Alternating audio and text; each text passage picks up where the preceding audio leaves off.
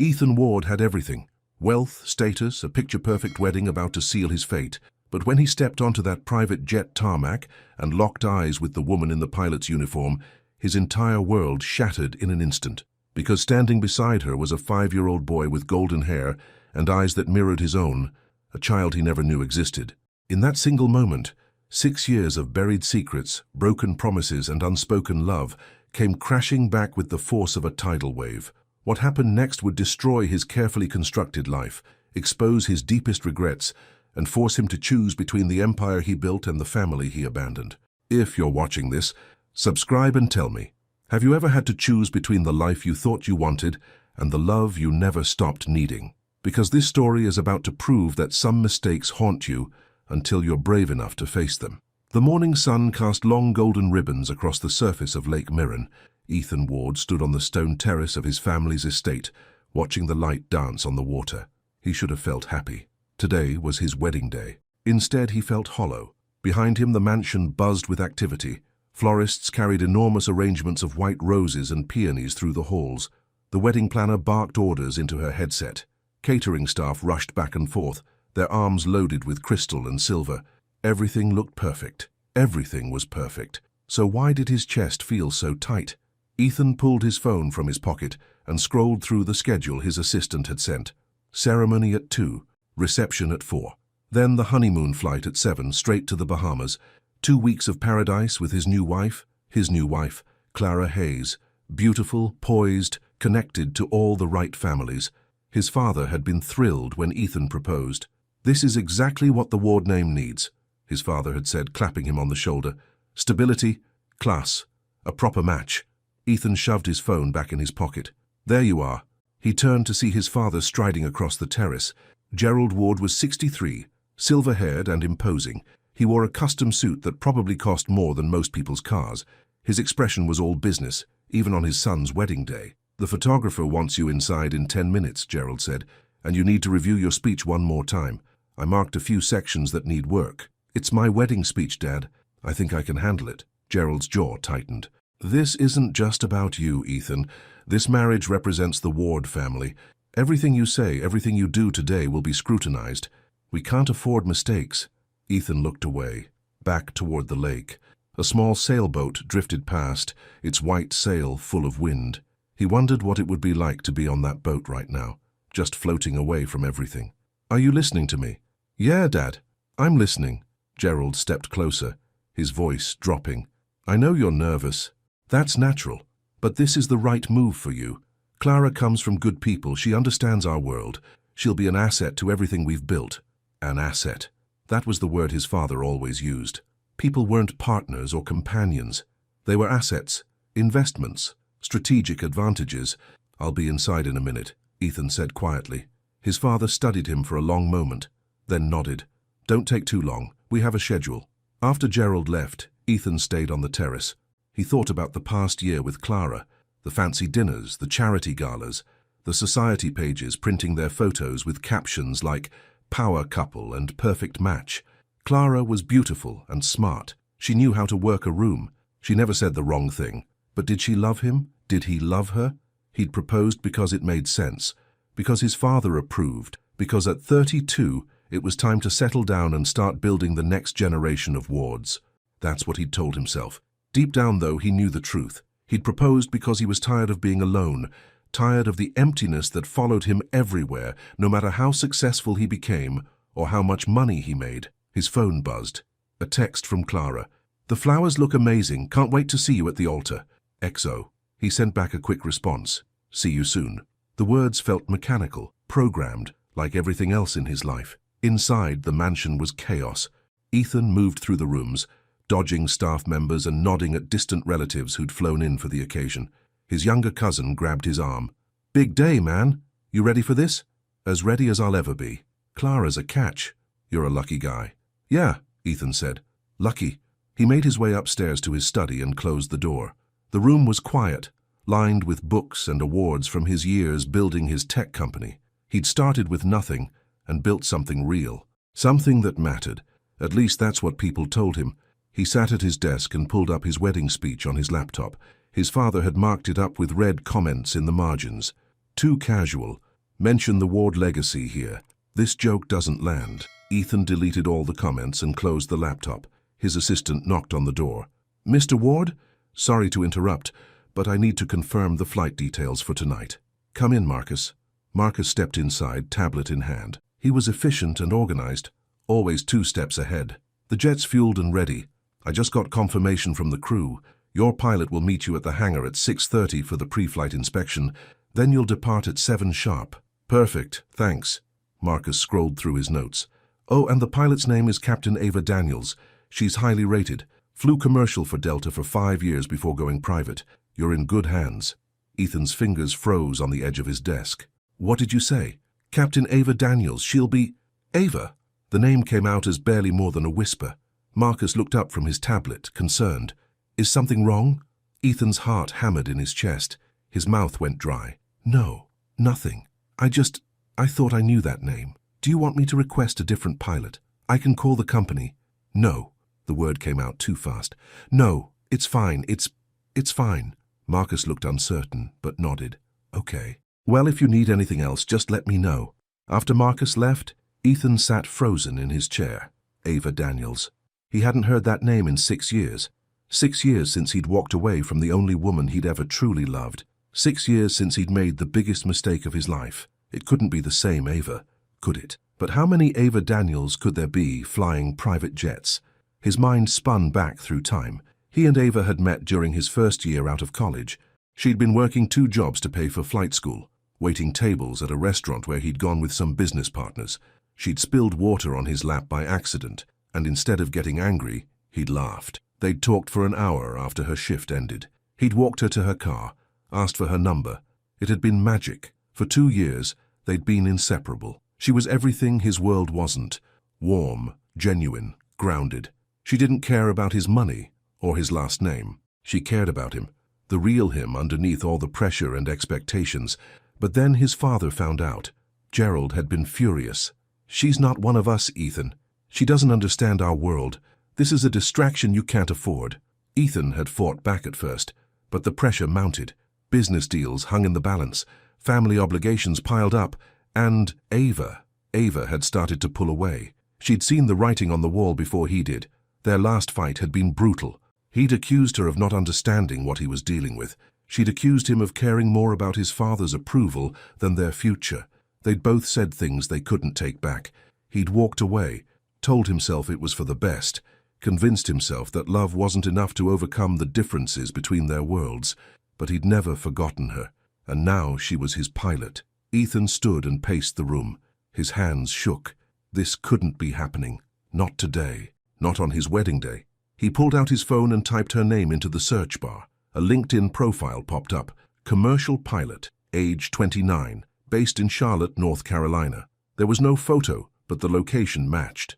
Ava had always talked about moving to Charlotte to be near one of the major airline hubs. His chest tightened. Another knock on the door. Ethan, Clara's voice, bright and cheerful. Can I come in? I know we're not supposed to see each other, but I'm too excited to wait. He quickly closed his phone. Yeah, come in. Clara swept into the room wearing a white silk robe, her blonde hair already styled in perfect waves. She looked radiant. I just wanted to give you this before the ceremony. She handed him a small wrapped box. Inside was a platinum watch with their initials engraved on the back. It's beautiful, he said, because it was. I wanted you to have something to remember today, she said, kissing his cheek. This is the beginning of everything, Ethan. Our whole future starts right now. He looked at her, really looked at her. She was smiling, but her eyes were distant, calculating. She looked at him the way someone might look at a prize they'd won. Clara, he said slowly, are you happy? What kind of question is that? Of course I'm happy. It's our wedding day. No, I mean, are you really happy? With me? With us? Her smile faltered for just a second. Where is this coming from? I just want to make sure we're doing this for the right reasons. The right reasons? She laughed, but it sounded forced. Ethan, we're perfect for each other. Everyone says so. Your father, my parents, all our friends, we make sense. But do you love me? The question hung in the air between them. Clara's expression shifted, becoming careful. Of course I do. Why would you even ask that? Because you've never said it without me saying it first, he thought. Because when we're together, I feel more alone than when I'm by myself. Never mind, he said. just pre-wedding jitters. She relaxed, her smile returning. That's completely normal, but trust me, once we say our vows, everything will feel right. You'll see. After she left, Ethan sat on the edge of his desk and put his head in his hands. What was he doing? The afternoon sun burned hot as Ethan and Clara arrived at the private airstrip. The photographer had insisted on getting some shots with the jet in the background, something about luxury lifestyle imagery for the wedding album. Ethan climbed out of the car, his wedding suit already making him sweat. The jet sat gleaming on the tarmac, its white exterior spotless in the sunlight.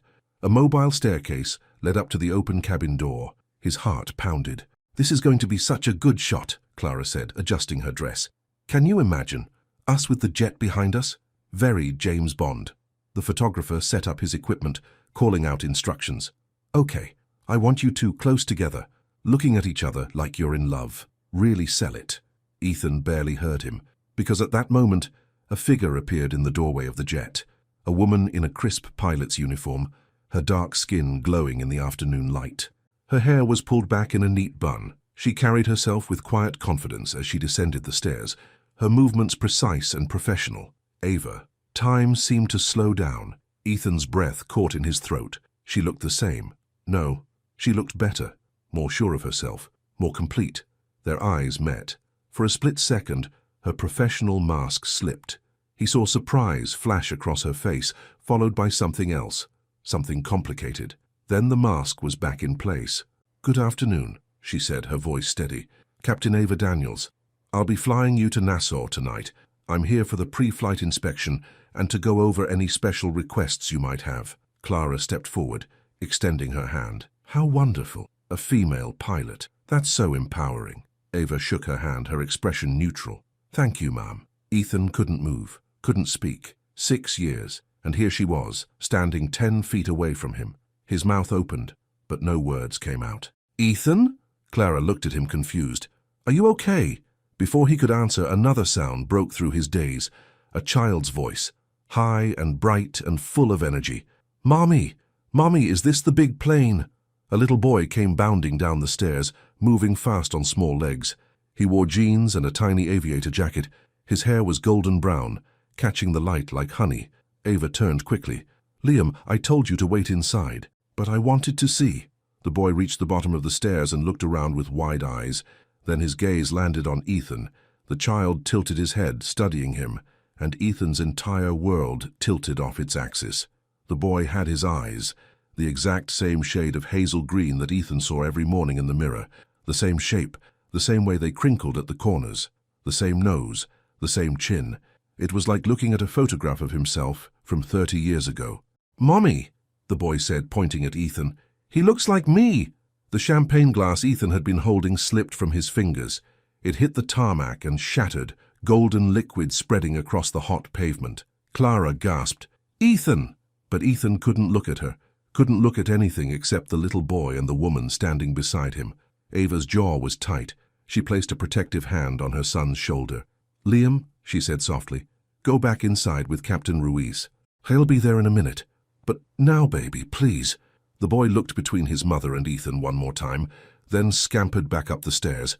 The silence that followed was crushing. Clara looked from Ethan to Ava and back again. "Do you two know each other?" Ethan's throat was dry. His hands shook. We met years ago," Ava said calmly. "Briefly. Mr. Ward probably doesn't remember." It was a lie, a kind lie, meant to protect him. But Clara wasn't stupid. "That's your son?" she asked Ava, her voice sharpening. "Yes, ma'am." "How old is he?" 5. The math was right there, hanging in the air between them. Clara's eyes went wide. She turned to Ethan. "You're pale. Sit down. You look like you're going to pass out." "I'm fine." "You're not fine. You're shaking." The photographer cleared his throat. "Should we, reschedule this shoot?" "Yes," Ava said quickly. "I apologize for the interruption. I'll complete the inspection and have everything ready for your flight tonight, if you'll excuse me." She turned and walked back toward the jet, her spine straight, her steps measured. Ethan wanted to call after her, wanted to run after her, wanted to demand answers, but he couldn't move. Clara gripped his arm. "Ethan, talk to me. What just happened? I need a minute." "That's not an answer." "I said I need a minute." His voice came out harsher than he intended. Clara flinched. Around them, The photographer and his assistant suddenly became very interested in their equipment. Ethan pulled away from Clara and walked toward the hangar, his legs unsteady. He heard her calling after him, but he kept moving. Inside the hangar, it was cooler, darker. He leaned against the wall and tried to breathe. 5 years old. The boy was 5 years old, which meant he did the math again in his head, even though he already knew the answer. Ava must have gotten pregnant right before they broke up, maybe even during their last week together, when they were trying so desperately to save what was falling apart. And she'd never told him. She'd raised that child alone, his son, for 5 years. Footsteps echoed in the hangar. He looked up to see Ava standing in the doorway, backlit by the afternoon sun. "I can't do this right now," she said quietly. "I have a job to complete." "Is he mine?" The question came out raw, desperate. Ava's composure cracked just for a moment. He saw pain flash across her face. Old pain, deep pain. "Don't," she whispered. "I need to know. You gave up the right to know when you walked away." The words hit him like a physical blow. "Ava, please." "Captain Daniels," she corrected, her voice hardening. "I'm Captain Daniels, and you're a client. That's all this is. You know that's not true. It has to be true." She straightened her shoulders. "I have a pre-flight inspection to complete. Your flight departs at 7. I suggest you spend the remaining time with your fiancé." She turned to leave. "Wait." His voice cracked. "Please, just tell me. Is he mine?" Ava stopped. For a long moment, she didn't move. Then, without turning around, she spoke. "You broke my heart once, Ethan Ward. I won't let you break his." Then she was gone, her footsteps fading into the distance. Ethan slid down the wall until he was sitting on the concrete floor. He put his head in his hands.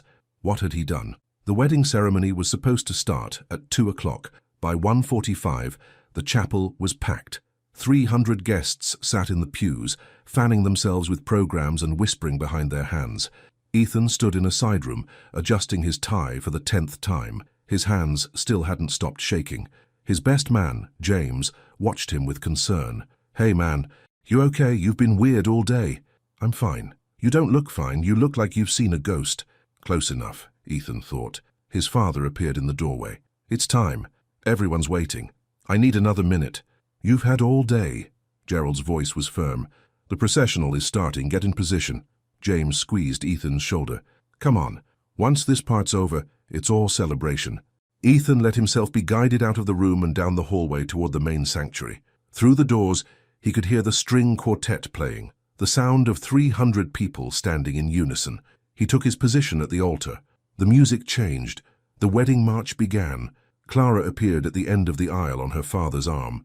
She looked like something out of a magazine. Her dress was perfect, her makeup flawless, her smile brilliant. But all Ethan could see was a little boy with his eyes, standing at the bottom of a jet staircase. Clara moved closer. Step by step by step. Ethan's collar felt too tight. The room felt too hot. She reached the altar. Her father lifted her veil and kissed her cheek, then placed her hand in Ethan's. Her palm was cool and dry. There were no calluses, no warmth, just smooth skin and diamond rings. He thought about Ava's hands, the way they'd felt in his, strong and gentle at the same time. The officiant began speaking. Ethan heard the words from far away, like he was underwater. "Dearly beloved, we are gathered here today." His eyes scanned the crowd. All these people, all these expectations. His father sat in the front row, his expression proud and satisfied. Marriage is a sacred bond. Ethan thought about Liam's face, the recognition in the child's eyes. If anyone here has reason why these two should not be wed, he thought about Ava, raising a child alone, working 2 jobs, just like she had when they first met, fighting for everything while he'd been building his empire on his father's expectations. Then let them speak now, or forever hold their peace. Silence. The officiant smiled. "Very well. Ethan Alexander Ward, do you take this woman to be your lawfully wedded wife, to have and to hold, from this day forward, for better or worse, for richer or poorer, in sickness and in health, until death do you part?" The words hung in the air. Ethan opened his mouth. Nothing came out. Clara's smile wavered. "Ethan," he tried again. His throat felt like it was closing. "Ethan," the officiant prompted gently, "do you take this woman—" "I can't." The words came out as barely more than a whisper. Clara's eyes went wide. "What? I can't do this." "Ethan!" His father's voice sharp with warning. But Ethan was already stepping back, pulling his hand free from Clara's. "I'm sorry," he said, his voice getting stronger. "I'm so sorry. But I can't do this." A gasp rippled through the crowd. Clara's face went white, then red. "Are you serious right now?" "I'm sorry." "You're sorry?" Her voice rose. "We're standing at the altar, Ethan. Everyone we know is watching." "I know, and I'm sorry, but I can't marry you." "Why? Because of that woman? That pilot?" The chapel erupted in whispers. His father stood, his face dark with fury. "Ethan, get back here. Right now." But Ethan was already moving. He walked down the center aisle, his footsteps echoing in the sudden chaos. People were standing, shouting questions. Camera flashes went off, wedding guests pulling out their phones to capture the disaster. Clara's voice followed him. "Don't you dare walk away from me." But he was already through the doors, into the lobby, into the bright afternoon sunlight. Behind him, the chapel dissolved into chaos. He could hear his father shouting, Clara sobbing, guests talking all at once. He kept walking. His car was parked in the lot. He climbed in, started the engine, and drove away from the church, away from the wedding, away from everything he was supposed to be. He had no idea where he was going. He just knew he couldn't go through with it. Not with that little boy's face burned into his memory, not with Ava's words echoing in his mind. "You broke my heart once. I won't let you break his." He'd made one huge mistake 6 years ago. He wasn't going to make another one today. Ethan drove for an hour with no destination in mind. He ended up at a small park on the edge of town, far from the estate and the wedding chaos he'd left behind. He parked and sat in silence, staring at nothing. His phone buzzed constantly. Text after text, call after call. He ignored them all. Finally, he turned the phone face down and closed his eyes. What had he just done? He'd walked out on his wedding, in front of 300 people. He'd humiliated Clara, embarrassed his father, and created a scandal that would follow him for years. And he didn't regret it. That was the strangest part. He felt terrible about hurting Clara, felt sick about the public spectacle. But walking away from that altar, that felt like the first honest thing he'd done in years. His phone buzzed again. This time he looked at it. 47 missed calls, 63 text messages. Most were from his father, a few from James. Several from numbers he didn't recognize, probably reporters who'd somehow gotten his information. One was from Clara. I hope she was worth it. Guilt twisted in his stomach. The sun was setting by the time he finally drove back to his house. Not the estate, his private residence on the other side of town. A modern place overlooking the lake, where he spent most of his actual time. The house was dark and quiet when he arrived. He didn't turn on any lights. Just walked through the rooms in the gathering darkness, pulled off his jacket and tie and poured himself a drink. He ended up in his study, the one room that felt truly his. Floor-to-ceiling windows looked out over the water. His desk held stacks of papers, 2 monitors, a few framed photos. One photo caught his eye. He picked it up slowly. It was from 7 years ago, before everything fell apart. He and Ava stood on a beach somewhere, laughing at something off camera. Her arms were around his waist. His chin rested on top of her head. They looked ridiculously happy. They looked in love. He remembered the moment the photo was taken. They'd driven out to the coast for the weekend. Her idea. She'd wanted to see the ocean. They'd stayed in a cheap motel and eaten fish tacos from a stand on the boardwalk. It had been perfect. "I could do this forever," she'd said that night, lying in his arms. "Just you and me." "Then let's do it," he'd replied. "Forever sounds good to me." But forever had lasted less than a year after that. He set the photo down and opened his laptop. His fingers moved automatically, typing her name into the search bar. Ava Daniels, commercial pilot, Charlotte, North Carolina. He found more information this time. A brief profile on the charter company's website. Captain Daniels brings 5 years of commercial aviation experience and is certified to fly multiple aircraft types. She maintains an impeccable safety record and receives consistent, excellent reviews from clients. Professional, accomplished, successful, everything he'd known she would become, but nothing about a child, nothing personal at all. He searched more, found a few photos from aviation forums and pilot groups, Ava in uniform, receiving some kind of safety award, Ava standing next to a jet, smiling for a company photo. In one picture, partially cropped out, he could see a small hand holding hers. Liam, his son. The words felt foreign in his mind. He had a son.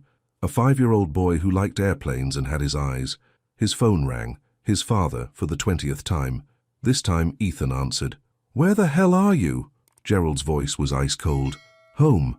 Do you have any idea what you've done? The embarrassment? The damage?" "I know." "Then get back here, now. We can fix this. Clara's father is willing to—" "No." Silence. "What did you say?" "I said no, Dad. I'm not fixing this." "It's over."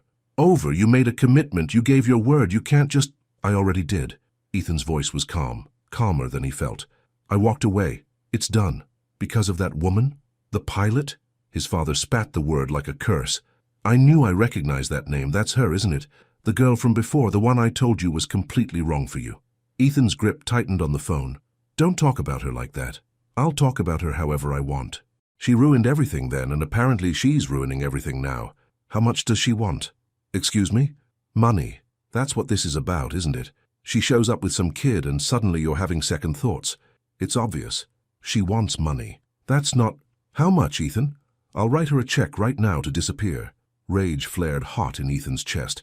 "That's not what this is about, and you don't get to make decisions about my life anymore. I'm your father, and I'm a grown man who just made his own choice." Ethan's voice was steel. "I'm done letting you control everything. I'm done pretending to be happy in a life that doesn't fit. I'm done. If you do this, there will be consequences. Then I'll deal with them." He hung up before his father could respond. His hands were shaking again, but this time it was adrenaline, relief, maybe even something like freedom. He looked at the photo of him and Ava again. Then he opened a new search window and typed, "Flights to Charlotte, NC." The plane touched down in Charlotte just after 8 in the morning. Ethan had booked the first flight out, hadn't slept at all, and was running on coffee and determination. He had no plan, no idea what he would say when he saw her. He just knew he had to try. He rented a car and drove to the address he'd found for the charter company where Ava worked. It was a smaller airfield on the outskirts of the city, away from the major commercial hub. The building was simple, a single-story structure with large windows and a handful of planes visible on the tarmac behind it. He parked and sat for a moment, gathering his courage. Through the window he could see people moving around inside, pilots in uniform, administrative staff, a coffee station in the corner. Then he saw her. Ava stood near a desk, talking to an older Hispanic man in a pilot's uniform. She was laughing at something he said, her whole face lighting up. She looked relaxed, happy, beautiful. His chest ached. As if sensing his presence, she glanced toward the window. Their eyes met through the glass. Her smile vanished. She said something to the man she was talking to, then walked out of the building toward him. Her expression was carefully neutral. "What are you doing here?" she asked when she reached his car. He got out, suddenly aware of how terrible he must look. He was still wearing the dress pants from his wedding, though he'd changed into a plain shirt. He hadn't shaved, probably had dark circles under his eyes. "I needed to see you." "Why?" "We need to talk." "No, we don't." Her voice was firm but not angry, just tired. "You should go home, Ethan." "I can't." "Not until we talk about—" He glanced toward the building, aware that people might be watching. "About yesterday." "There's nothing to talk about. There's everything to talk about." He lowered his voice. "Ava, please, just give me 5 minutes." She studied him for a long moment. He could see the conflict in her eyes. Finally she sighed. "I have a flight at noon. I can talk after that, but not here." "Okay. Where?" "There's a diner called Maggie's on Route 7. I'll meet you there at 1. It wasn't much, but it was something. "Thank you." She nodded once, then turned and walked back inside without another word. Ethan spent the next 4 hours in a strange limbo. He checked into a hotel, showered, changed into the spare clothes he'd thrown in a bag before leaving, tried to eat breakfast but couldn't stomach more than toast. Finally, at 12:30, he drove to the diner. Maggie's was exactly the kind of place Ava would love, worn but clean, with red vinyl booths and a long counter. The smell of coffee and bacon filled the air. A waitress with gray hair and kind eyes greeted him as he walked in. "Just you, hun?" "I'm meeting someone. Take any seat you'd like." He chose a booth in the back corner and ordered coffee he didn't drink. The minutes crawled by. Then, at 1:15, the door opened and Ava walked in. She'd changed out of her uniform into jeans and a simple blue sweater. Her hair was down, falling in soft curls around her shoulders. She looked younger this way, more like the girl he'd known. She slid into the booth across from him, her expression guarded. "You look terrible," she said. "I didn't sleep." "Did you call off the wedding?" "I walked out during the ceremony." Her eyes widened slightly. "Ethan, I know. It was a disaster. But I couldn't go through with it." He leaned forward. Not after seeing you, not after seeing him. The waitress appeared. What can I get you, sweetheart? Just coffee, please, Ava said. After the waitress left, silence stretched between them. Ethan broke it first. Is he mine? Ava looked down at her hands. Yes. The simple word hit him like a freight train. Confirmation, truth, reality. He had a son. When did you find out? His voice came out rough. About 3 weeks after you left. She still wasn't looking at him. I took a test because I'd been feeling sick. When I saw the result, I just stared at it for an hour, couldn't believe it was real. Why didn't you tell me? Now she looked up, and there was steel in her eyes. Because you'd made it very clear you didn't want me in your life anymore. Your father had made it clear I wasn't good enough for your world. What was I supposed to do? Call you up and trap you with a baby you didn't ask for? I would have wanted to know. Would you? She leaned back. Be honest, Ethan. 6 years ago, if I'd called and told you I was pregnant, what would you have done? He opened his mouth to answer, then stopped. What would he have done? He'd been 26, drowning in pressure from his father, trying to prove himself in his business, convinced that his relationship with Ava was a distraction he couldn't afford. I don't know, he admitted quietly. Exactly. Her voice softened. I didn't want you to resent me. Or resent him. I wanted my baby to be wanted, Ethan, loved, not an obligation. The waitress brought Ava's coffee. They both waited until she left. So you just, raised him alone? Ethan asked. Yes. I finished flight school while pregnant, got my certifications, started flying regional routes when Liam was 6 months old. She wrapped her hands around her coffee cup. It wasn't easy, but we made it work. What about your family? Did they help? My mom passed away when I was in college. My dad, he wasn't happy about me being a single mother. We don't talk much anymore. Guilt crashed over Ethan like a wave. While he'd been building his company and living in his mansion, she'd been struggling alone, raising their child with no support. I'm so sorry, he whispered. For what? For leaving, for not being there, for everything. Ava was quiet for a moment. I was angry for a long time. Really angry. But anger doesn't change anything. And I had Liam to think about. Being bitter wasn't going to help him. You're incredible, you know that? She gave him a small, sad smile. I'm just his mom. That's what moms do. Tell me about him. Ethan's voice cracked slightly. Please. I want to know everything. Ava studied him, as if trying to decide whether to trust him. Finally, she pulled out her phone and scrolled through photos. This is him on his first day of kindergarten. She turned the screen toward him. Liam stood on a front porch wearing a backpack almost as big as he was. His smile was missing 2 front teeth. Ethan's heart clenched. And this is from his birthday last month. He wanted an airplane cake. The next photo showed Liam covered in blue frosting, laughing hysterically. He's obsessed with flying, Ava said, her voice warming. Wants to be a pilot like me. He can name every type of aircraft he sees. Drives his teachers crazy asking questions about aerodynamics. Smart kid.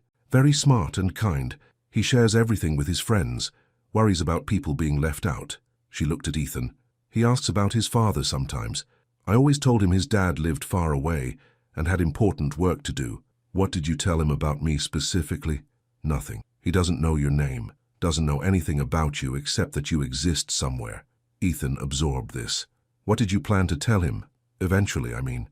The truth. Her voice was firm. When he was old enough to understand, I was going to tell him the whole story. About how we met. How we loved each other but couldn't make it work. I never wanted him to think he wasn't wanted, or that his father was a bad person. You're not a bad person, Ethan. You just made choices. I made the wrong choices. Maybe. But I made choices too. I chose not to reach out. I chose to do this alone.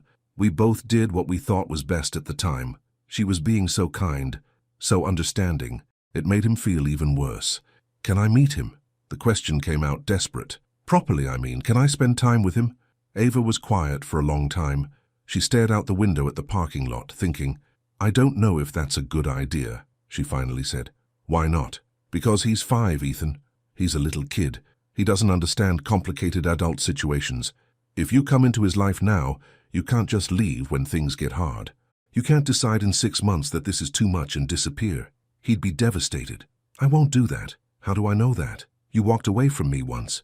You walked away from your wedding yesterday. How do I know you won't walk away from him? The words stung because they were fair. I can't promise I'll be perfect, he said slowly. I can't promise I won't make mistakes, but I can promise I won't walk away. Not from him. Not ever. You say that now. I mean it. His voice was fierce. Ava, I've spent 6 years regretting leaving you. I built a whole life that looked successful from the outside, but inside I was miserable. I almost married someone I didn't love because I was too scared to face my mistakes. Yesterday, when I saw that little boy, when I saw our son, something woke up in me. Something I'd buried for years. Tears welled in Ava's eyes, but she blinked them back. I want to be his father, Ethan continued. I want to know him. I want him to know me. I know I have no right to ask for that. I know I don't deserve it. But I'm asking anyway, please. Ava wiped at her eyes quickly. This isn't just about what you want, or what I want. It's about what's best for Liam. I agree, completely. And I need to think about it. Really think about it. Talk to him, prepare him, figure out how to do this in a way that won't hurt him. Of course. Take all the time you need. She nodded slowly. I have 3 more flights this week. After that, I have a few days off. If you're still here, maybe you could come over. Meet him properly. See how he reacts. Hope bloomed in Ethan's chest. I'll be here. I'm not going anywhere. Okay. She finished her coffee and stood. I need to get back. I have paperwork to file before my next flight. Ethan stood too. Thank you for talking to me, for even considering this. She looked at him for a long moment. Something passed between them. Not forgiveness exactly, but maybe the beginning of it. Don't make me regret this, she said quietly. Then she walked out of the diner, leaving him standing alone in the booth. But for the first time in 6 years, Ethan felt something like hope. 3 days later, Ethan stood outside a small apartment building on the east side of Charlotte. He'd spent the past 72 hours in a hotel room, checking his phone constantly, barely eating. Ava had texted him that morning. If you're serious about this, come by at 10 tomorrow. Liam will be home from school. We can talk. It was 9:55 now. He'd brought a small gift, a model airplane kit he'd found at a hobby shop. The woman at the counter had assured him it was age-appropriate and not too complicated. He hoped it was okay. Hoped Liam would like it. Hoped he wouldn't completely mess this up. At exactly 10, he knocked on the door marked 3B. Footsteps. The sound of a chain being unhooked. The door opened and there was Ava. She wore jeans and an old flight school t-shirt. Her hair was pulled into a ponytail. She looked nervous. Hi, she said. Hi. Come in. The apartment was small but cozy. Airplane posters covered the walls. Toys were scattered across the living room floor. Action figures, books, building blocks. A small kitchen opened to the right. Everything was clean, but lived in. It felt like a home.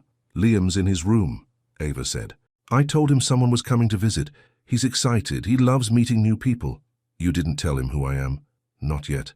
I wanted to see how this goes first. She looked at the gift bag in his hands. What's that? Just a little something. Is it okay? Let me see. He showed her the model airplane kit. Her expression softened. He'll love it, she said. That's really thoughtful. I wasn't sure what to bring. I don't really know what 5-year-olds like. You'll learn. She took a deep breath. Okay, let me get him. She walked down a short hallway and knocked on a door. Liam, our visitor is here. Come say hi.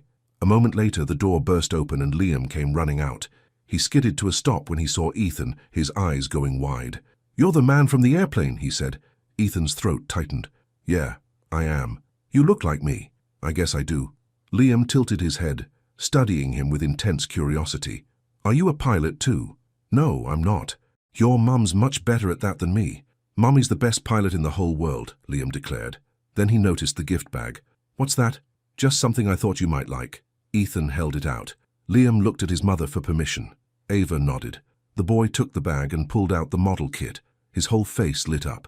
A P-51 Mustang. Mommy, look. It's a P-51. I see that, baby. Can we build it? Can we build it right now? Ava smiled. Why don't you ask our guest? It's his gift. Liam turned those hazel green eyes, Ethan's eyes, up to him. Will you help me build it? Please? Ethan's voice came out rough. I'd love to. For the next hour, they sat on the living room floor together, surrounded by tiny plastic pieces and instruction sheets. Liam chattered constantly, explaining facts about World War II aircraft that were impressive for a kindergartner. Ethan listened, his heart swelling with every word. Ava watched from the couch, occasionally helping when Liam got frustrated with a tricky piece, but mostly she just observed, her expression unreadable. There, Liam finally said, clicking the last piece into place. We did it! The plane looked pretty good, considering they'd built it together. A few pieces were slightly crooked, but Liam didn't seem to care.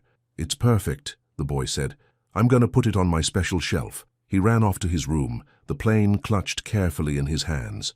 Ethan and Ava were alone. He's amazing, Ethan said quietly. Yeah, he is. Thank you for letting me come.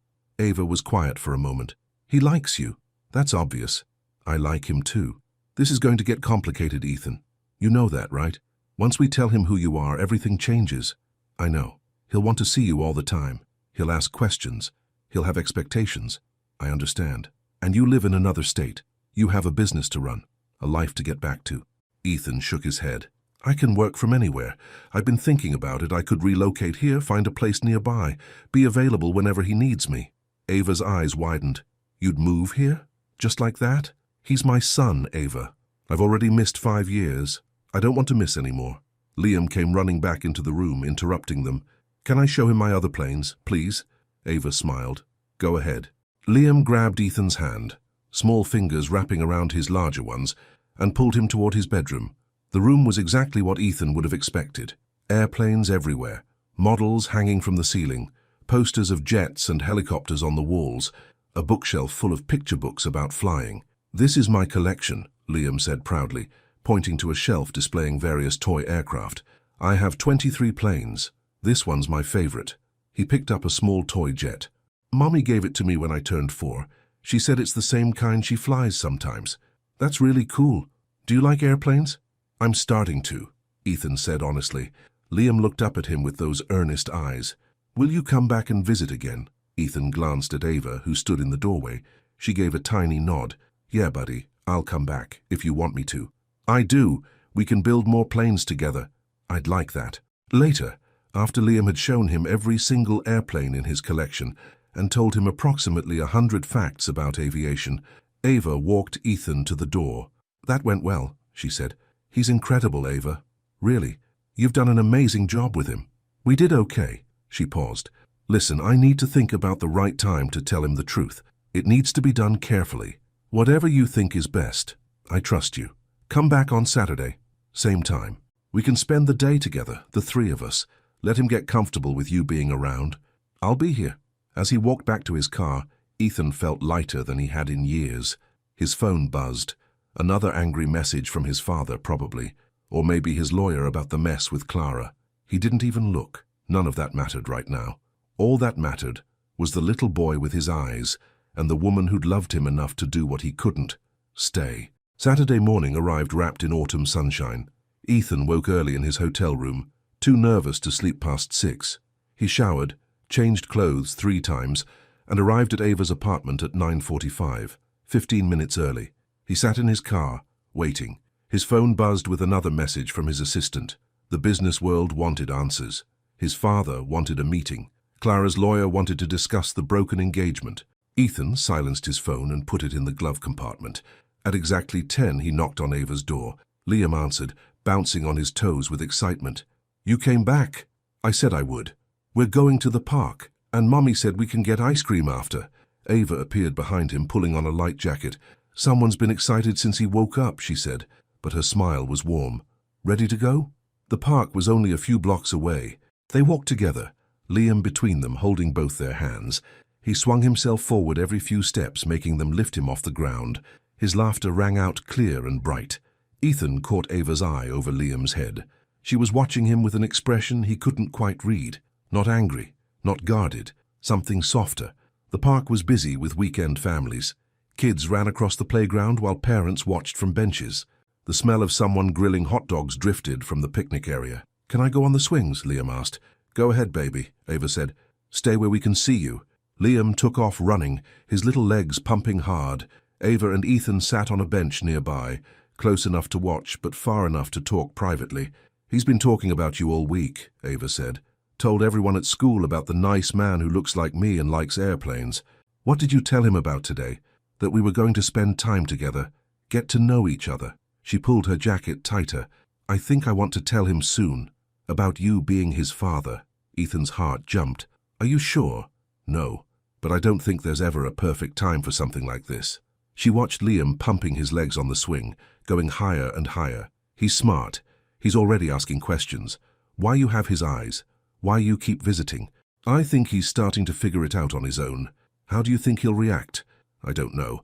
He's wanted a dad for a while now, but wanting one in theory is different from suddenly having one appear. She looked at Ethan. He might be excited, or he might be scared or angry. Kids feel things bigger than we do. Whatever he feels, I'll be here for it. That's what I'm counting on. They sat in comfortable silence for a while, watching Liam play. He'd made friends with another boy on the monkey bars. They were racing to see who could cross faster. I ended things with Clara officially, Ethan said. Her lawyer sent papers. I signed everything. She kept the ring, the gifts, all of it. I don't care. How's she doing? Angry? Hurt? She has every right to be. Ava nodded. And your father? Not speaking to me. Says I've destroyed the family name. Ethan's voice was flat. He threatened to cut me off from the business. I told him to do whatever he needs to do. Ethan, I mean it. I don't care anymore. I spent my whole life trying to earn his approval, and I was miserable. I'm done. What will you do? I've been thinking about that. He turned to face her. I have enough money saved to be comfortable for a long time, and I've been talking to some people about starting something new, something smaller, something I actually care about. Like what? Tech education programs. Helping kids from lower income areas learn coding and engineering. My company does well, but it's not what I'm passionate about. I built it because it was what my father expected, but maybe it's time to build something that matters to me. Ava studied him with those dark, perceptive eyes. You've changed. I'm trying to. No, I mean it. The Ethan I knew 6 years ago would never have walked away from his father's approval, or from the family business. The Ethan from 6 years ago was a coward. His voice was quiet but firm. He let the best thing in his life walk away because he was too scared to fight for it. We both let it slip away, Ava said. It wasn't just you. You tried. You asked me to choose, I didn't. Because you weren't ready. Maybe neither of us was. Liam came running over, breathless and grinning. Did you see me? I went all the way across without falling. I saw, Ethan said. That was impressive. I'm hungry. Can we have snacks? Ava pulled out a small bag of crackers and a juice box from her backpack. Liam grabbed them and ran back to his new friend. He never stops moving, she said fondly. I swear that kid has more energy than 10 adults combined. Where does he get it from? Definitely not me. I'm exhausted by 8 o'clock every night. They watched Liam share his crackers with the other boy, both of them chattering away. You're a good mum, Ethan said. I do my best. It shows. He's kind, happy, confident. That doesn't just happen. That's because of you. Ava's eyes got shiny. Thank you. That means a lot. A new voice interrupted them. Ava? Is that you? They both turned. A middle-aged Hispanic man approached with a woman beside him. Ethan recognized him immediately. Captain Ruiz, the co-pilot from the airfield. Ruiz! Ava stood and hugged him. What are you doing here? Same as you. Family day at the park. He gestured to the woman beside him. This is my wife, Carmen. Nice to meet you, Ava said. Ruiz's eyes shifted to Ethan, recognition dawning. And you're the millionaire from that charter flight, the one who... He stopped himself, glancing at his wife. Caused a scene at his own wedding, Ethan finished. Yeah, that's me. An awkward silence fell. Carmen elbowed her husband. Don't be rude. I'm not being rude. I'm just surprised to see him here. With Ava. Ruiz looked between them, clearly putting pieces together. Liam came running over again. Mommy, can I go on the slide? Sure, baby. But Liam had noticed the new people. He looked up at Ruiz with instant recognition. Captain Ruiz, hi. Hey there, little man. How's my favorite future pilot? Good. This is my new friend. Liam pointed at Ethan. He helped me build a plane model. Ruiz's eyebrows shot up. He looked at Liam, then at Ethan, then back at Liam. The resemblance was impossible to miss. Ah, Ruiz said slowly. I see. Carmen nudged him again, harder this time. We should let you folks enjoy your day, she said quickly. It was nice meeting you all. After they left, Ava sighed. That's going to be all over the airfield by Monday. Does that bother you? People have been talking since that first flight. Gossip spreads fast in aviation. Everyone knows everyone. She shrugged. I don't really care what they think, but I do care about how it might affect my job. Has anyone said anything official? Mrs. Lane, she's the base manager. She pulled me aside last week, asked if everything was all right. I told her my personal life was personal. She backed off, but I could tell she was worried about the company's image. If anyone gives you trouble, You'll what? Ava's voice was gentle but firm. Swoop in and fix everything. Ethan, I appreciate the thought, but I've been handling things on my own for a long time. I can take care of myself. I know you can. I just want to help. Then help by being here for Liam, that's what matters. Liam came back again, this time covered in wood chips from the playground. How did you get so dirty already? Ava asked, brushing chips out of his hair. I was digging for treasure with Marcus. We found 3 pine cones and a cool rock. Sounds like quite a haul. Can we get ice cream now? Please? Ava checked her watch. I suppose it's close enough to lunch. They walked to a small ice cream shop 2 blocks away. Liam ordered chocolate with rainbow sprinkles. Ava got vanilla. Ethan got coffee flavor he didn't really want, but ordered anyway because he was too nervous to think about food. They sat at a small table outside. Liam was more interested in his ice cream than conversation, which gave Ava and Ethan time to talk quietly. I've been looking at apartments, Ethan said. In this area. Something with 2 bedrooms, so Liam could have space when he visits. You're really serious about moving here? I told you I was. I know, but I guess part of me didn't believe it. People say a lot of things. I'm not people, Ava. I'm his father, and I'm going to prove that I mean what I say. She was quiet for a moment, stirring her ice cream into soup. What about your company? Your life back home? I can run the business remotely. Most of my work is online anyway. And honestly, that life didn't make me happy. The mansion felt empty. The parties were exhausting. I was going through the motions. And you think moving here will fix that? No, but being part of my son's life might. Liam looked up, ice cream on his nose. Are you talking about me? Ava smiled. Maybe a little bit. Am I in trouble? Not at all, baby. Okay, good. He went back to his ice cream. Ethan felt his phone buzz in his pocket. He'd turned it back on after they left the apartment. Probably more messages he didn't want to deal with, Ava noticed. You can check it if you need to. It's nothing important. Your whole life is trying to reach you. My old life, he corrected. This is my life now. Her expression softened. You say the right things, Ethan. I just hope you mean them. I do. Prove it then. Not with words. With time. With consistency. Show up. Keep showing up. That's what Liam needs. What we both need. I will. I promise. After ice cream, they walked back toward Ava's apartment. Liam was getting tired, the sugar crash hitting him. He held Ethan's hand, leaning into him as they walked. My legs are tired, he said. Without thinking, Ethan scooped him up. Liam wrapped his arms around Ethan's neck and rested his head on his shoulder.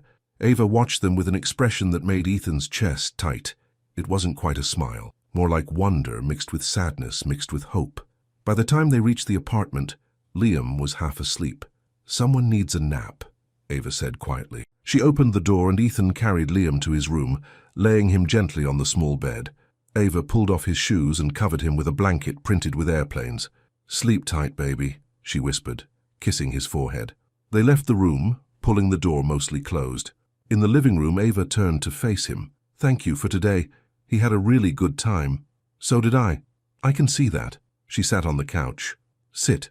We should talk. Ethan sat beside her, careful to leave space between them. I've been thinking about when to tell him, Ava said. About who you are. I think tomorrow might be good. We could do it together. Ethan's heart raced. Tomorrow? He's comfortable with you now. He likes you. And honestly, I think waiting longer will just make it harder. She met his eyes. But I need you to understand something. Once we tell him, there's no taking it back. You're choosing to be his father. Not just visiting. Not just being the nice man who brings gifts. Being his actual dad, with all the responsibility that comes with it. I understand. Do you? Because being a parent isn't just the fun stuff. It's not just playing at the park and building model planes. It's middle-of-the-night fevers. It's tantrums in grocery stores. It's homework battles and tears over things that seem small to us but feel huge to him. It's showing up even when you're tired or frustrated or don't know what to do. I know I'll make mistakes, Ethan said quietly. I know I'll probably mess up 100 times, but I want to try, Ava. I want to be there for all of it. The hard parts and the good parts. She searched his face for a long moment. Whatever she saw there must have satisfied her because she nodded. Okay, tomorrow afternoon. Come by around 2. I'll make lunch and after we eat, we'll tell him together. Okay. And Ethan? Her voice was soft. Thank you for coming back, for wanting this. I know I've been cautious, but it means more than you know. He wanted to reach for her hand, wanted to close the space between them, but he didn't. This wasn't about them. Not yet. Maybe not ever. This was about Liam. I should go, he said, standing. Let you both rest. She walked him to the door. See you tomorrow. Tomorrow. As he walked back to his car, Ethan felt the weight of what was coming. Tomorrow, he He would officially become a father, not just biologically but in every way that mattered. It was terrifying, it was right. The next afternoon, Ethan stood outside Ava's door with his hand raised to knock. He'd been standing there for almost a minute, trying to calm his racing heart. Finally, he knocked. Ava opened the door almost immediately. She wore jeans and a soft grey sweater. Her hair was down. She looked nervous. "Hi," she said. "Hi. Come in. Lunch is almost ready." The apartment smelled like tomato sauce and garlic. Liam sat at the small dining table, colouring in a book. "You're here," he said, looking up with a bright smile. "I am. What are you colouring?" "A rocket ship. Want to see?" "Definitely." Liam showed him the picture, a crayon rocket in bright red and blue, heading toward a yellow moon. "That's really good," Ethan said honestly. "I'm going to be an astronaut and a pilot when I grow up." "That sounds like a great plan." Lunch was simple: spaghetti with marinara sauce, garlic bread, and salad. Liam talked non-stop about a cartoon he'd watched that morning, acting out scenes with his fork as a prop. Ava and Ethan listened, both of them too nervous to eat much. After lunch, Ava cleared the plates while Liam went back to colouring. She caught Ethan's eye and nodded toward the living room. "Liam, baby, can you come sit with us for a minute?" she asked. "Am I in trouble?" "No, sweetheart. We just want to talk to you about something important." Liam climbed onto the couch between them, looking curious but not worried. Ava took a deep breath. "Remember how you've asked me before about your daddy?" "Yeah. You said he lives far away." "That's right. Well, something has changed recently." She glanced at Ethan, then back at Liam. "Do you remember when we saw Ethan at the airport? And you said he looks like you?" "Uh-huh. There's a reason for that, baby. Ethan is your daddy." Liam's eyes went wide. He looked at Ethan, then back at his mother, then at Ethan again. "Really?" His voice was small. "Really?" Ava said gently. But you said he lived far away." "He did. But he came here because he wanted to meet you, to be part of your life." Liam was quiet, processing. His little face went through a dozen different expressions: confusion, surprise, something that might have been fear. "Are you mad at me?" he finally asked, looking at Ethan. The question broke Ethan's heart. "What?" "No. Why would I be mad at you?" "Because I didn't know you, because I should have known my own daddy." "Oh, Liam," Ethan's voice cracked. "None of this is your fault. Not even a little bit. Your mom and we made choices a long time ago that meant we weren't together when you were born, but that has nothing to do with you. Did you not want me? I didn't know about you. Your mom didn't tell me because she thought it was the right thing to do, but now I do know. And I want to be here. I want to be your dad if you'll let me." Liam looked at his mother for confirmation. "Is that okay, Mommy?" "Yes, baby, it's okay. Ethan is a good person, and he wants to spend time with you." "Like, all the time?" "As much as you want," Ethan said. Liam thought about this, his small face serious. "Will you still help me build model planes?" "Absolutely. And come to the park, whenever you want. And will you stay this time? You won't go away?" The question hit Ethan like a punch.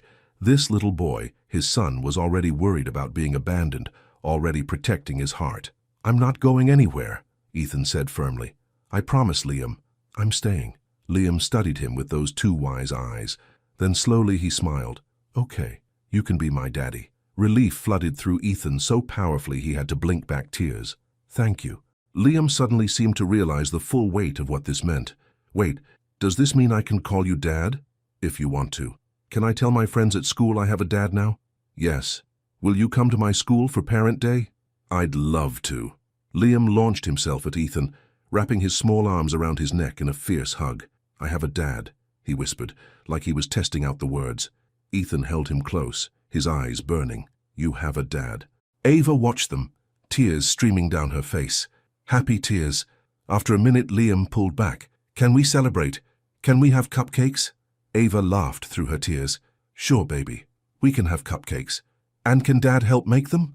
"Dad." The word sent a thrill through Ethan's chest. "I'd be honored," he said. The next hour was chaos in the best possible way. They attempted to make cupcakes from a box mix, but Liam insisted on helping with everything. Flour ended up on the floor. Batter splattered on the counter. Liam ate more chocolate chips than went into the mix, but they were laughing, all three of them, together. While the cupcakes baked, Liam showed Ethan every toy in his room, explaining the story behind each one. Ethan listened to all of it, committing every detail to memory. When the cupcakes were cool enough, they frosted them together. Liam's were covered in so much frosting and sprinkles, they were barely recognizable as cupcakes. He was so proud. "These are the best cupcakes ever," he declared, mouth full of chocolate. "The very best," Ava agreed. As evening approached, Ethan knew he should leave. Let Ava get Liam ready for bed, not overstay his welcome. But Liam had other ideas.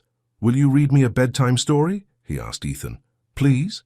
Ethan looked at Ava, not wanting to overstep. She smiled. "If you'd like to. I'd love to."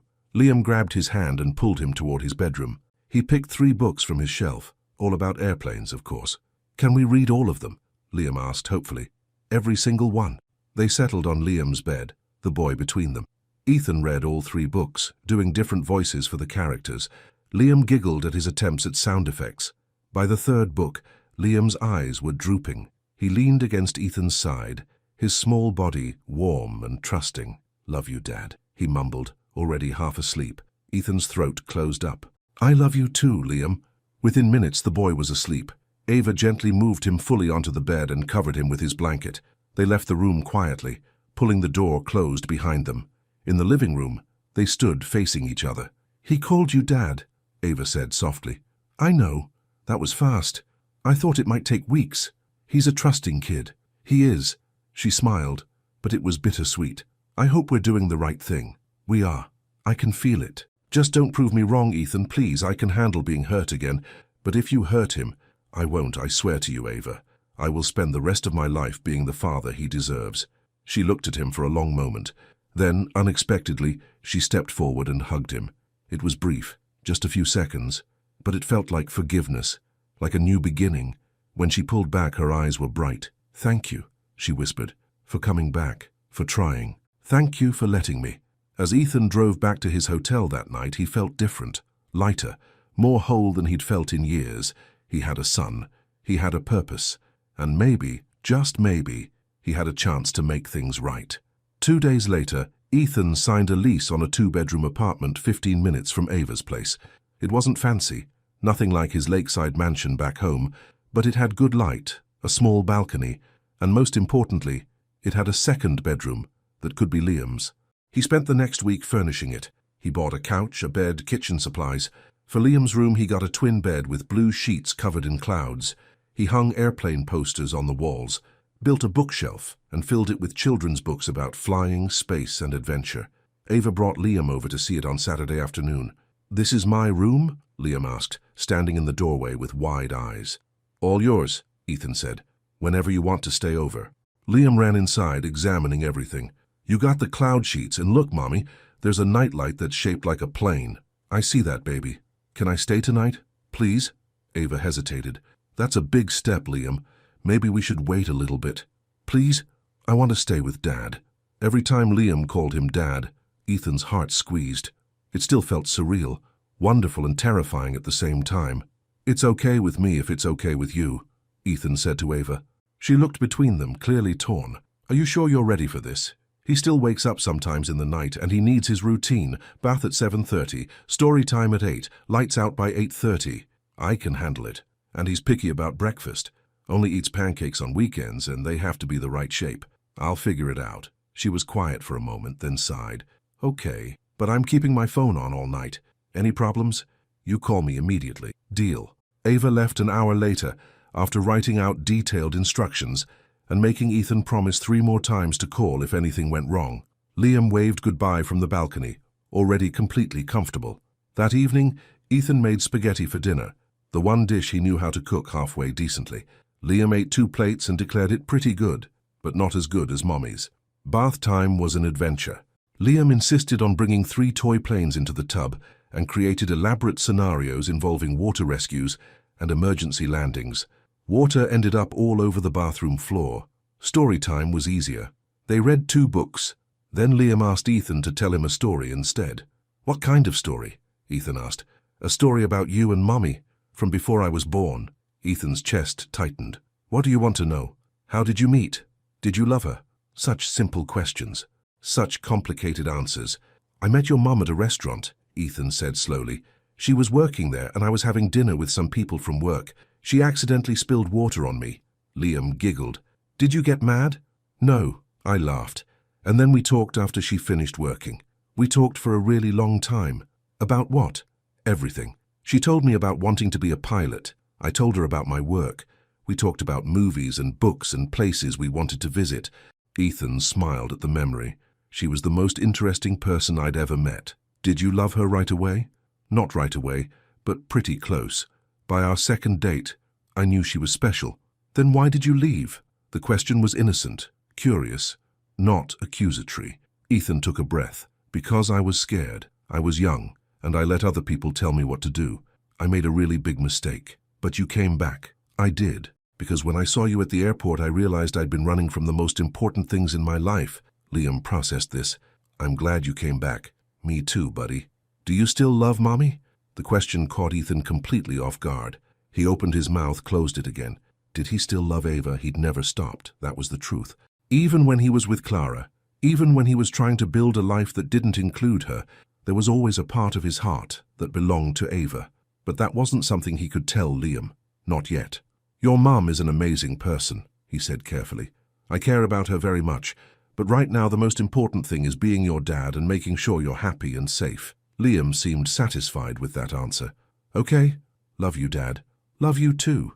After Liam fell asleep, Ethan sat on his new couch in his quiet apartment and let the reality wash over him. He was a father. This little person depended on him now, trusted him, loved him. It was the most terrifying and wonderful thing he'd ever experienced.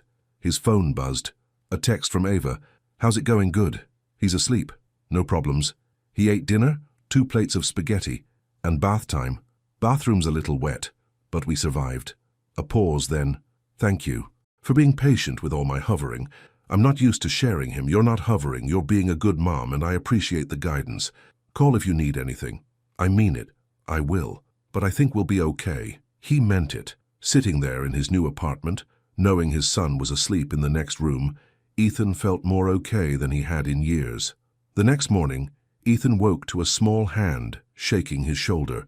Dad, wake up. I'm hungry. He opened his eyes to find Liam standing beside his bed, already dressed in the clothes he'd worn yesterday. What time is it? Ethan's voice was rough with sleep. The clock says 7:30, 7:30, on a Sunday morning. Ethan's old life involved sleeping until 10 on weekends. His new life apparently started much earlier. Okay, buddy, let's make breakfast. In the kitchen, Ethan discovered he didn't have pancake mix, or the right pan, or any idea how to make pancakes from scratch. Mommy makes them into airplane shapes, Liam said helpfully. I'm not sure I can do that. That's okay, you can try. Ethan looked up a recipe on his phone and attempted pancakes. The first one was a disaster, burned on one side, raw on the other. The second was better. By the third, he had something that vaguely resembled food. This one looks like a blob, Liam said, poking at a pancake. It's an abstract airplane. Liam giggled. That's silly. They ate together at the small dining table. The pancakes were mediocre at best, but Liam ate 3 of them with syrup and seemed perfectly happy. After breakfast, they built a fort in the living room using couch cushions and blankets. Liam declared it a secret pilot headquarters, and they spent 2 hours inside it reading books and playing with toy planes. When Ava came to pick up Liam that afternoon, she found them both asleep in the fort, a book about helicopters open between them. Hey, she said softly, nudging Ethan awake. You two look comfortable. Ethan blinked awake, momentarily disoriented. Liam stirred beside him. Mommy, he said, immediately launching into a detailed account of everything they'd done. And Dad made pancakes, but they were weird shapes, and we built a fort and read 6 books and... Breathe, baby, Ava laughed. Did you have fun? She asked. The best time ever. Can I stay again next weekend? We'll see. After Liam ran to gather his things, Ava turned to Ethan. How did it really go? It was great. I mean, I have no idea what I'm doing, but we figured it out. The pancakes were terrible, but he ate them anyway. She smiled. That sounds about right. He's not actually picky. He just has opinions. He asked me about us last night, about how we met. Her expression shifted. What did you tell him? The truth, that we met at a restaurant, that I cared about you, that I made a mistake leaving. He paused. He asked if I still love you. Ava went still. What did you say? That you're an amazing person, and I care about you. I kept it vague. She nodded slowly, her eyes unreadable. That was probably smart. Liam came back dragging his small backpack. Ready, Mommy. On their way out, Liam hugged Ethan fiercely. Bye, Dad. Love you. Love you too, buddy. After they left, the apartment felt too quiet. too empty. Ethan looked around at the fort they'd built, the scattered toys, the plate with leftover pancake crumbs. He smiled. This was his life now, and he wouldn't trade it for anything. The scandal back home refused to die quietly. Over the next few weeks, Ethan's phone continued to buzz with messages from his old life. Business partners wanting meetings, society friends asking questions, his father's lawyer sending increasingly urgent letters about the company's future. Clara gave an interview to a lifestyle magazine. The headline read, "Jilted at the altar, Clara Hayes opens up about her public heartbreak." Ethan only read the first paragraph before closing the article. She had every right to tell her story. He'd hurt her badly, but he couldn't change what he'd done. He could only move forward. His assistant Marcus called one Tuesday afternoon while Ethan was grocery shopping. "We need to talk about the business," Marcus said without preamble. "Your father is making moves. He's trying to force you out. Let him. Ethan, this is your company. You built it. I built it for him, to prove something that didn't need proving. I'm done with it, Marcus. You're just going to walk away? From everything?" "No, I'm walking towards something better." He could hear Marcus sigh through the phone. "What do you want me to tell them?" "Tell them I'll sell my shares. They can buy me out. Whatever makes this clean and simple." "You're sure about this?" "More sure than I've been about anything in a long time." After hanging up, Ethan stood in the cereal aisle of the grocery store, staring at 40 different options. Liam liked the one with the cartoon tiger, but Ava had mentioned it had too much sugar. There was a healthier version with less sugar but more fiber. He grabbed both, figuring they could compromise. This was his life now. Grocery stores and bedtime routines and trying to figure out what made a good father. It was better than any corporate boardroom. 3 weeks after telling Liam the truth, Ethan attended his first parent day at school. He was terrified. "What if the other parents judge me?" he asked Ava the night before. "What if they know about the wedding, the scandal? Then they judge you," she said simply. "But you're not going for them. You're going for Liam." She was right, of course. The next morning, Ethan arrived at the elementary school at 9 o'clock sharp. Parents filled the hallways, chatting with teachers and following their children to classrooms. Liam grabbed his hand the moment he saw him. "Dad, you came." "Of course I came." They walked into the kindergarten classroom together. Liam immediately dragged him over to a wall covered in children's drawings. "That's mine." He pointed to a picture of an airplane with 3 stick figures. "That's you, that's me, and that's Mommy." Ethan's throat tightened. "It's perfect." The morning involved art projects, a presentation about what the class was learning, and snack time. Ethan helped Liam glue cotton balls onto construction paper to make clouds. Several other parents introduced themselves. They were friendly, curious, but not invasive. One father did a double take when they shook hands. "Wait, are you Ethan Ward? The tech guy?" Ethan braced himself. "Yes. I thought you looked familiar, didn't you?" The man stopped himself, glancing at Liam. "Never mind, nice to meet you." Word would spread, Ethan knew. In a small school, gossip traveled fast. But as he sat with Liam, watching him proudly show off his classroom, Ethan found he didn't care. Let them talk. He was here for his son. That was all that mattered. At the end of the morning, Liam's teacher pulled him aside. "Mr. Ward, I just want to say, Liam has been so happy lately. Whatever's changed in his life, it's been really positive. He's more confident, more engaged. It's wonderful to see. Thank you. That means a lot. He talks about you constantly. My dad this, my dad that. It's very sweet." Pride swelled in Ethan's chest. "He's a great kid." "He is. You're lucky to have him." "I know." A month into his new life, Ethan's father finally showed up unannounced. Ethan was at Ava's apartment, helping Liam with homework, when there was a sharp knock at the door. Ava answered it, and her expression immediately tightened. "Can I help you?" "I'm looking for my son." Gerald Ward's voice was cold. Ethan stood, his body instinctively moving between his father and Liam. "Dad, what are you doing here? We need to talk. Now." "This isn't a good time." Gerald's eyes swept the small apartment with barely concealed disdain. Then they landed on Liam, who was watching from the dining table with wide eyes. "So this is the child," Gerald said flatly. "His name is Liam." Ethan's voice was hard. "And you need to leave." "I need to leave? You disappear for weeks, destroy your engagement, abandon your company, and you think you can just hide here playing house?" "I'm not playing anything. I'm being a father." Gerald laughed bitterly. "A father? You don't know the first thing about being a father. You're throwing away everything we built for this mistake." "Don't." Ethan's voice dropped to something dangerous. "Don't call him that. Ever." Ava stepped forward, her voice calm but firm. "Mr. Ward, I think you should go. You're not welcome here." Gerald turned to her, his expression shifting to something calculating. "How much do you want?" "Excuse me?" "Money. That's what this is about, isn't it? You show up with a convenient child right when Ethan's about to marry well. How much will it take for you to disappear again?" The room went silent. Ava's expression didn't change, but Ethan saw the hurt flash through her eyes before she controlled it. "Get out," Ethan said. "Now. I'm trying to save you from making another mistake. The only mistake I made was listening to you 6 years ago when you told me Ava wasn't good enough. That was the biggest mistake of my life." Ethan moved closer to his father. "I'm not that person anymore. I'm not going to let you control my choices or insult the people I love." "The people you love?" Gerald's voice dripped with sarcasm. "You barely know this woman anymore, and that child is my son, your grandson. And if you can't treat him and his mother with respect, then you're not welcome in my life." Gerald stared at him, genuine shock crossing his face. "You choose them over your own father, over your family name?"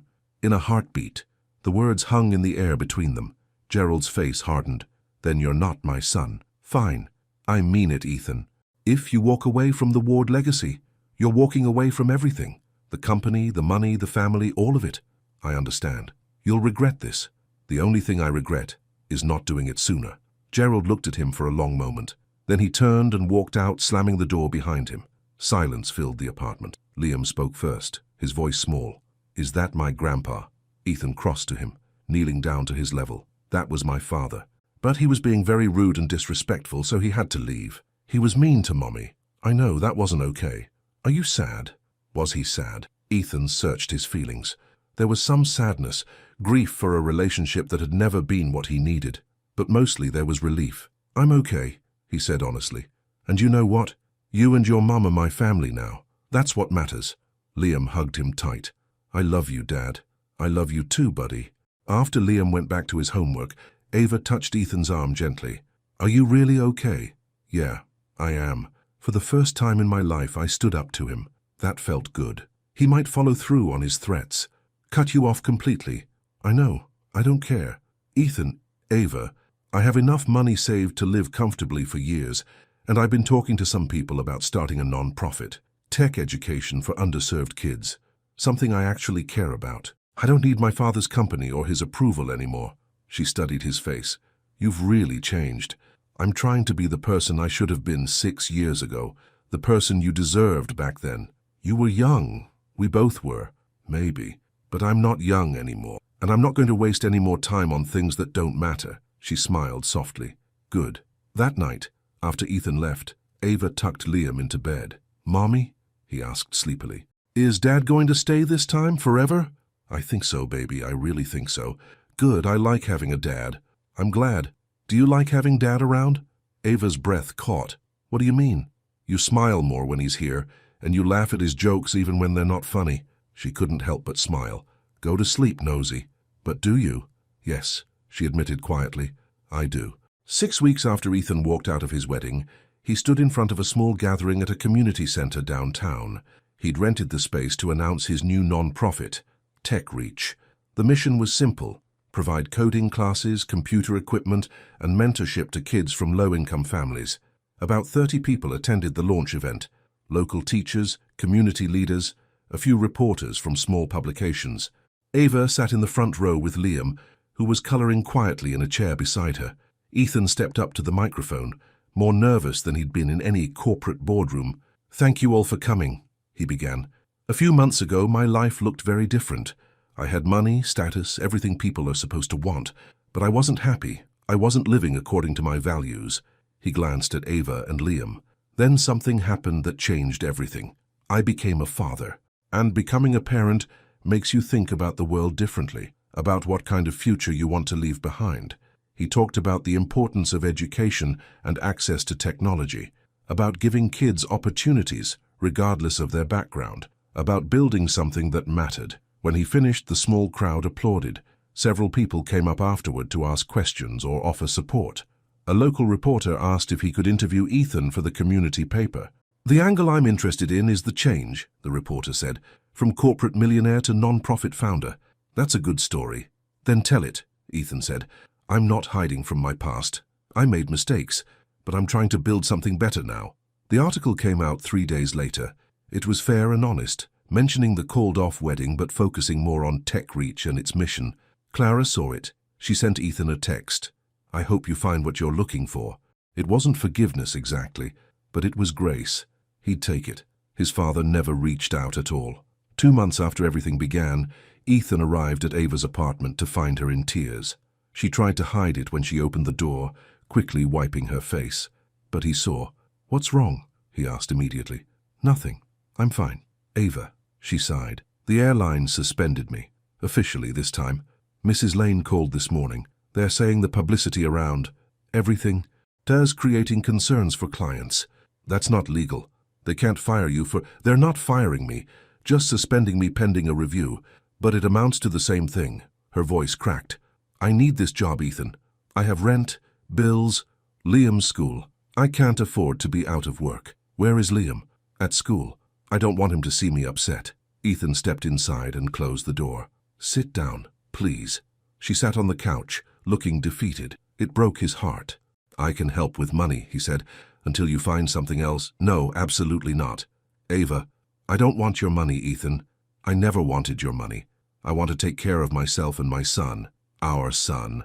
She looked at him, tears streaming down her face now. "I've been doing this alone for 5 years. I learned not to depend on anyone. I can't just turn that off." He sat beside her, careful not to crowd her space. "I know, and I respect that, but you're not alone anymore. I'm here. Let me help. It feels like charity." "It's not charity. It's partnership. It's family." He took a breath. "You've carried everything by yourself for so long. Let me carry some of it now. Please."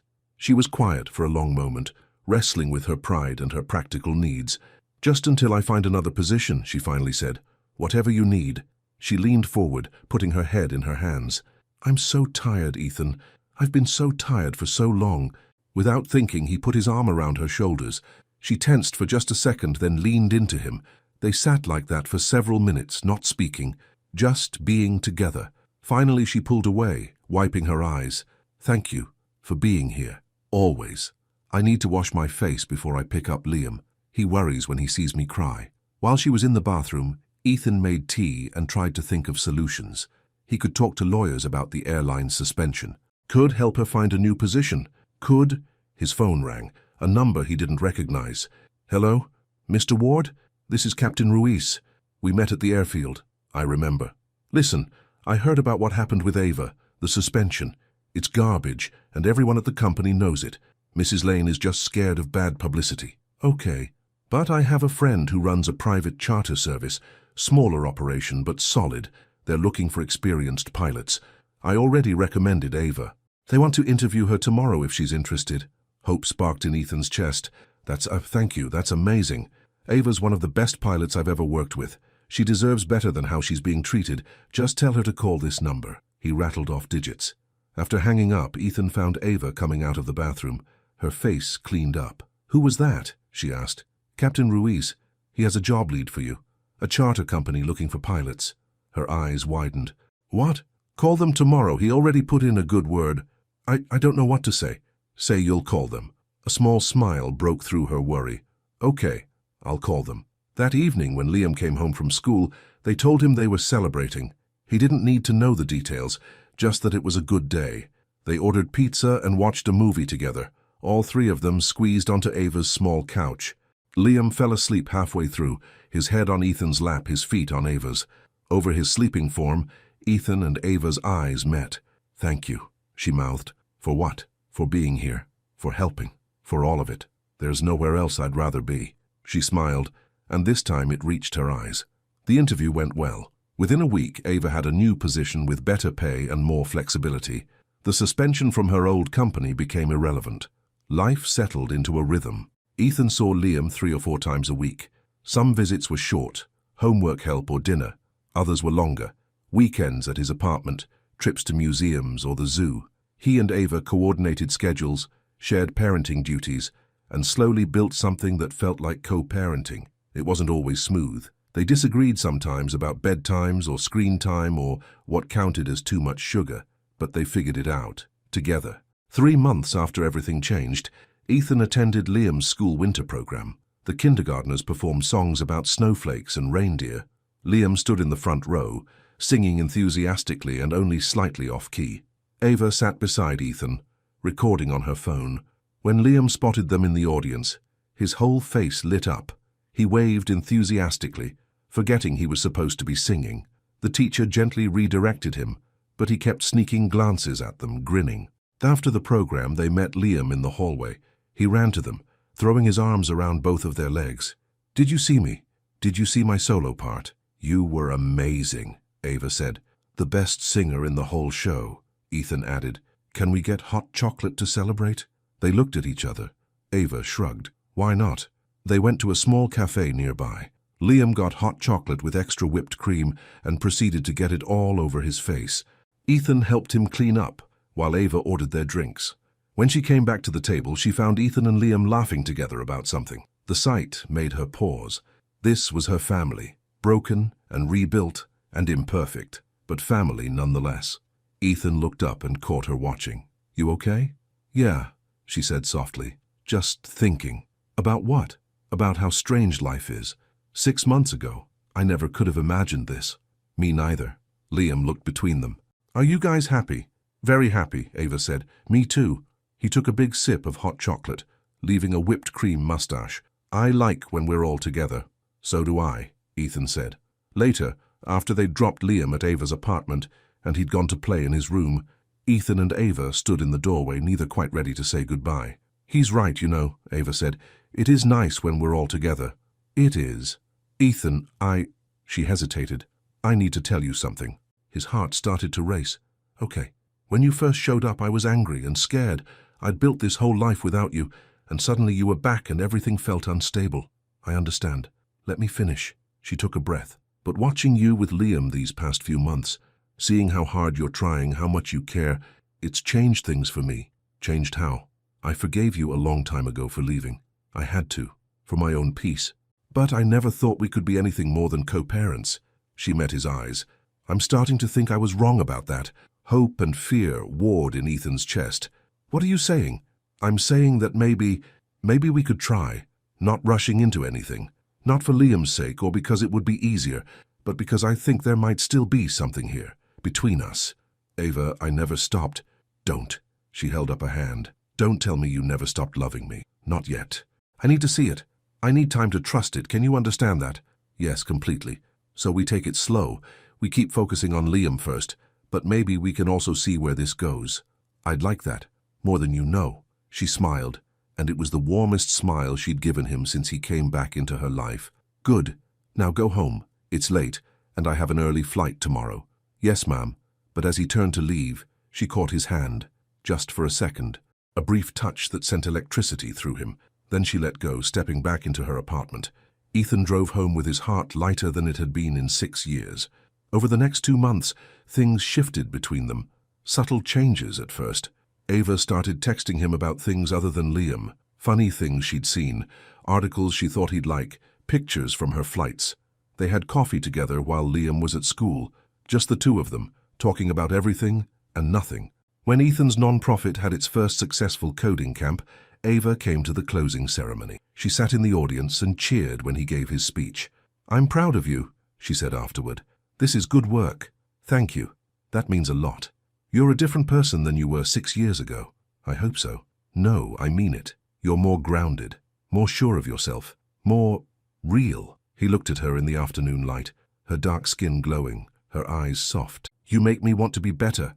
You do that yourself." They were standing close, closer than they had been in months. He could smell her perfume, something light and citrusy. He wanted to kiss her, had wanted to for weeks, but he'd promised to go slow, to earn back her trust. As if reading his mind, she smiled. "Not yet." "I didn't." "Yes, you did. I can see it on your face." She wasn't upset, just amused. "Soon, but not yet." "How will I know when?" "You'll know." The moment came on a random Tuesday in February. Ethan had picked up Liam from school and brought him back to Ava's apartment.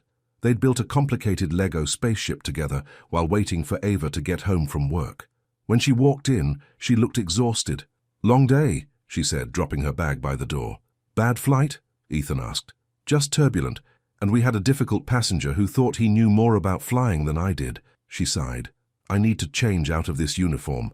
She disappeared into her bedroom while Ethan helped Liam clean up the Legos. Is Mommy okay? Liam asked. She's fine, buddy, just tired. Can we make her feel better?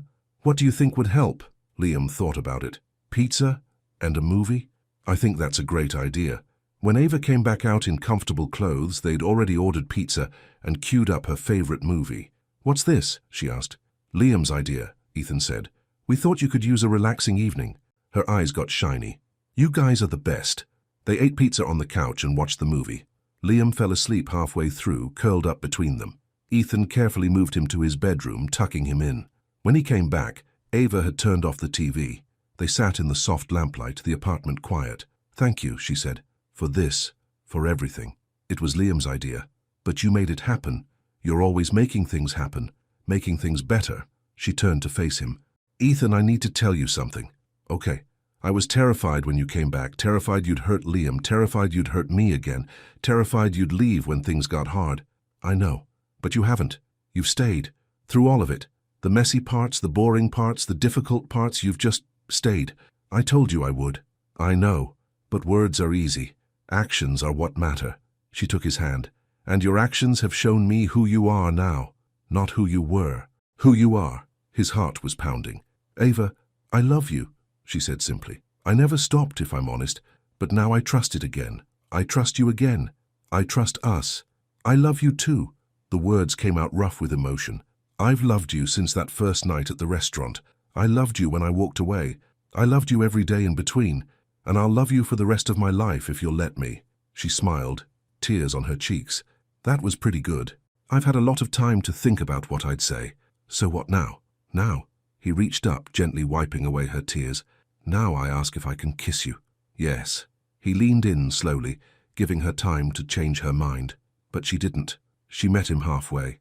The kiss was soft and sweet and felt like coming home. Like 6 years of searching and finally finding what he'd lost. When they pulled apart, they were both smiling. Wow, she whispered. Yeah. We should probably talk about what this means. For us. For Liam. We should. But maybe not tonight. Tonight we just sit here. Tonight we just sit here. So they did. They sat on her old couch in her small apartment, her head on his shoulder, his arm around her, and watched the city lights through the window. It wasn't perfect. They still had things to figure out, logistics and expectations and how to blend their lives together properly. But for now, this was enough. More than enough. This was everything. 3 months later, on a warm spring Saturday, they had a small celebration at the park. Not a wedding, just a gathering. Friends, a few co-workers, Liam's friends from school and their parents. Captain Ruiz and his wife came, bringing their kids. Some people from Ethan's non-profit attended. Even Marcus, his former assistant, flew in from out of state. What exactly are we celebrating? Marcus asked. Life, Ethan said. Second chances. Family. Tables were set up with food. Kids ran around playing tag. Someone had brought a speaker and music played softly. Liam was in his element, showing off his latest model airplane to anyone who would look. Ava stood with Ethan, watching their son. Happy? He asked. Incredibly. Me too. She leaned into him. Your father never reached out? No, and that's okay. I have the family I need right here. Do you regret it? Giving up the company? The money? Not for a second. I have enough, and what I'm doing now matters more. He looked down at her. Besides, I got the best deal of all. What's that? I got you back. I got my son. I got a life I actually want to live. She smiled. Pretty good deal. The best I've ever made. Liam ran over, pulling on both their hands. Come play, Captain Ruiz's kids want to play airplane tag and we need more people. They let themselves be pulled into the game, running around like kids themselves. Laughing. Living. Later, as the sun started to set and the party wound down, Ethan found himself standing with Ava and Liam, watching the sky turn orange and pink. Know what I think? Liam said. What's that, buddy? Ethan asked. I think we're the best family ever. Ava squeezed Ethan's hand. I think you might be right. Ethan looked at his son, bright-eyed and confident and loved. He looked at Ava, strong and beautiful, and finally trusting him again with her heart. He looked at the life they'd built together out of broken pieces and second chances. Yeah, he said softly, I think we are. Above them, a plane passed overhead, leaving a white trail across the pink sky. Liam watched it, his eyes full of dreams. "Someday," he said, "I'm going to fly a plane like that and you guys will be so proud." "We're already proud," Ava said. "So proud," Ethan echoed, and he meant it. Standing there in the fading light, holding the hands of the two people who mattered most, Ethan understood what he'd been searching for all those years. Not success or status or his father's approval, just this, just love, just family, just home. Some loves don't crash, they just wait for clear skies. And after 6 years of storm, the skies had never been clearer. In the end,